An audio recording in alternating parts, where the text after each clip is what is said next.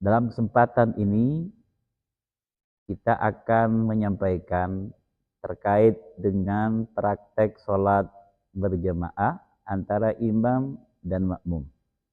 Standar aturan yang dipakai dalam berjamaah tentu ini tidak bersamaan gerakan atau bacaan bersamaan dengan imam makmum itu. Artinya apa? Harus tertib. Ketika imam selesai melaksanakan, maka kemudian makmum mengikutinya.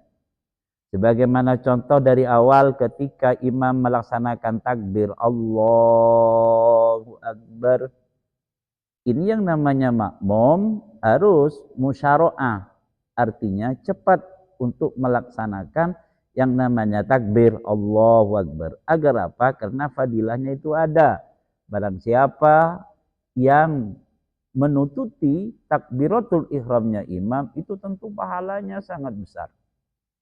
Maka ada momen yang di situ tidak sebagaimana mestinya. Artinya yang disunatkan ini bersamaan. Artinya bersamaan ada suatu bagian daripada kesunahan untuk kita melaksanakannya, yaitu harus bersama. Biar kita mendapatkan kesunatan antara imam dan makmum. Bahkan ketika kita bersamaan melaksanakannya, maka yang namanya malaikat pun juga ikut berdoa. Apa itu? Yaitu dalam sunnat hay'ah, yaitu mengucapkan kalimat amin. Ini tidak semestinya. Biasanya imam melaksanakan terlebih dahulu, baru makmum mengikutinya. Tapi dalam kalimat ini, dalam sunnat hay'ah ini yang berupa amin, bukan bergantian, bukan imam yang lebih dulu untuk mengucapkan kalimat amin, bahkan yang disunatkan adalah bersamaan. Maka ketika imam mengucapkan waladdallin, lantas ditunggu oleh imam, kemudian bersama-sama mengucapkan amin. Itulah yang sunnah. Sebenarnya pelaksanaan rukun daripada sholat yang dilaksanakan oleh imam ini harus tertib bergantian. Ketika imam itu ruku, kemudian dilanjutkan oleh makmum, begitu juga ruku. Ketika imam bangun dari ruku, sami Allahu liman hamidah.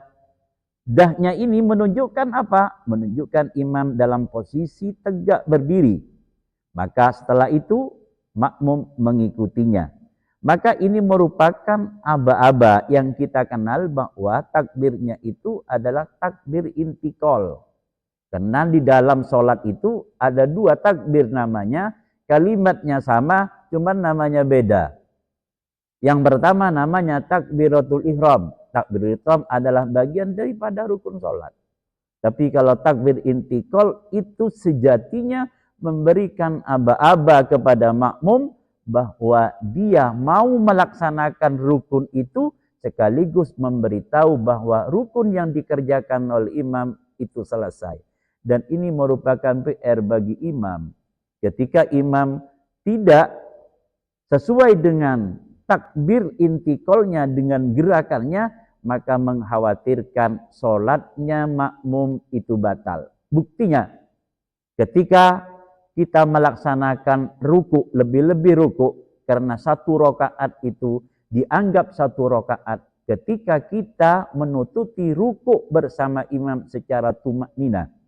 Tapi ketika imam keliru memberikan aba-aba yang didahului dengan takbir intikal, maka nanti dianggap imam belum selesai ruku, ternyata imam sudah selesai ruku. Mengira bahwa makmum sudah berruku bersama imam, berarti sudah menganggap satu rakaat. Padahal sejatinya dia ketinggalan ruku. Kenapa? Antara takbir intikal yang diucapkan oleh imam itu tidak selaras dengan apa yang dikerjakan oleh imam. Buktinya apa? Ketika dia berdiri tegak dari ruku, kemudian imam mengucapkan sami Allahu liman hamidah. Padahal yang sunnah adahnya itu adalah posisinya yang namanya makmum posisi tegak.